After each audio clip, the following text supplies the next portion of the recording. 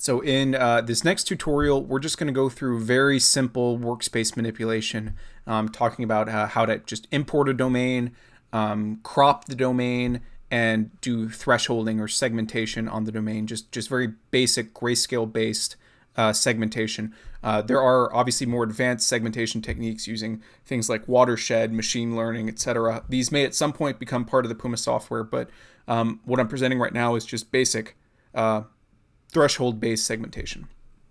So we're going to be using the PuMA GUI for this rather than the Python version. So if you want to use the Python version instead, please refer to the Python tutorials, which are Jupyter Notebook tutorials, and there's a separate video tutorial on how to open and run the Jupyter Notebook tutorials if you don't know how to do that. So to open the GUI, we're going to open a terminal, type in conda activate PuMA, and then type in PuMA GUI.sh, and the PuMA GUI should launch. So for this tutorial, we're going to import just a test example of a microtomography. It'll be a small example. So here I'll just drag this in. You can either import tomography using this icon here. You can say import 3D TIFF or 3D binary, or we're just going to drag it right in. So one thing which I've mentioned in other tutorials is that when you import a 3D TIFF, it defaults to a 1 micrometer voxel length, which of course is probably not accurate. So you have to know this value for your specific tomography sample. In this case, the correct value is 1.3 E-6. So we're going to go ahead and update that now. Next, I want to talk about cropping. Cropping, we use this icon here, or you say process crop.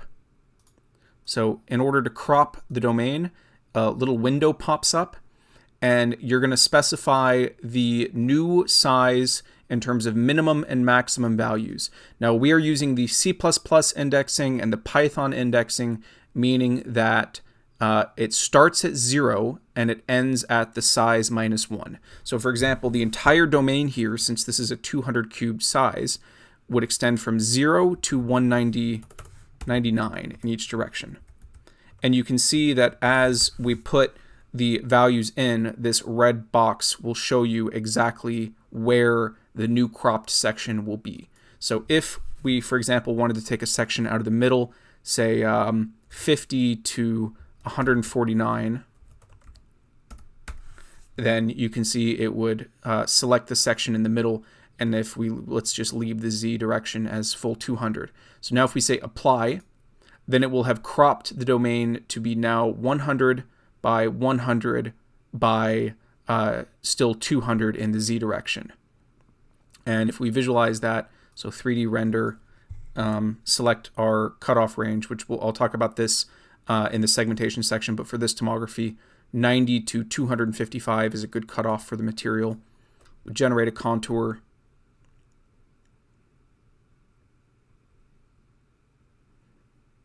And you can see the domain is rectangular now. So it's been cropped in the X and Y direction, but left alone in the Z direction. Okay, so let's go back to the original TIFF. I'm just going to drag it back in there, and now we're back to the 200 cubed example. And now we're going to talk about thresholding. So if you click on this threshold button here, or you go to process segmentation threshold, what will pop up is a histogram of the grayscale values. So typically, if your material is two-phase, then you're going to have two peaks. And it's worth mentioning that this peak here at 0 is usually just a visualization artifact and is not actually represent its own distinct material phase. But this peak here at around 60 is kind of the most probable value of the void phase here.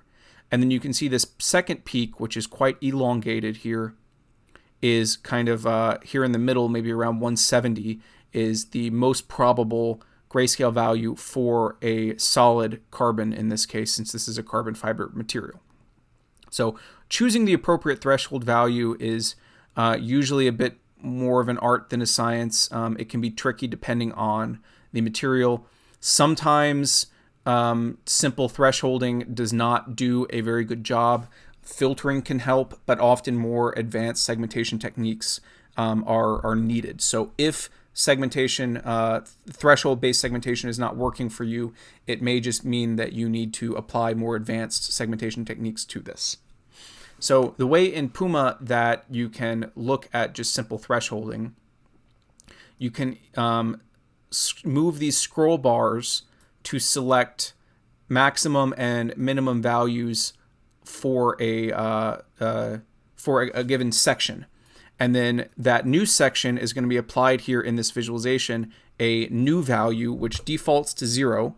But you could, for example, if you wanted to visualize the solid phase, put that to 255, for example. And then you can move these sliders around in order to see how well this range is doing to capture the material. Now, in this case, this material segments very well at a grayscale value of 90. So if we were to want to segment this, anything between 0 and 89 is void. Anything between 90 and 255 is solid. We can go from 0 to 89 and set that to have a grayscale value of 0. And if we click apply, then now as we scroll through, we can see that that's been applied. So now our solid material actually still has the grayscale range in it from 90 to 255, but the void phase has been zeroed out here. So typically speaking, when you binarize an image, you're going to want to have 0 be void, maybe 1 be your solid, and if you have multiple different phases, you can have it be 0, 1, 2, 3, etc. So let's go ahead and do that. We can say anything between 90 and 255, we're going to assign a threshold value of 1. Now with our current visualization here, we kind of have it hard-coded to an 8-bit scale.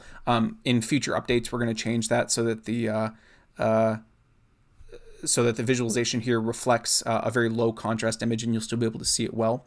But now that we've made this 0, 1 for void solid, all this information is still there. So for example, if you wanted to be able to visualize it, you can change 1 to 1 to be 255, and now you can see that the information is still here, and we have a segmented image. So that pretty much covers it for just real basic threshold-based segmentation and cropping, these kinds of things. All these features are also available in the Python version of the code. If you have any questions or if anything didn't work properly for you, please feel free to reach out to us. My email is joseph.ferguson@stanford.edu. We can also be reached, the other author of the code, Federico Semeraro, can be reached at federico.semeraro@nasa.gov. If you have any problems, reach out to us and we'll help in the best way that we can.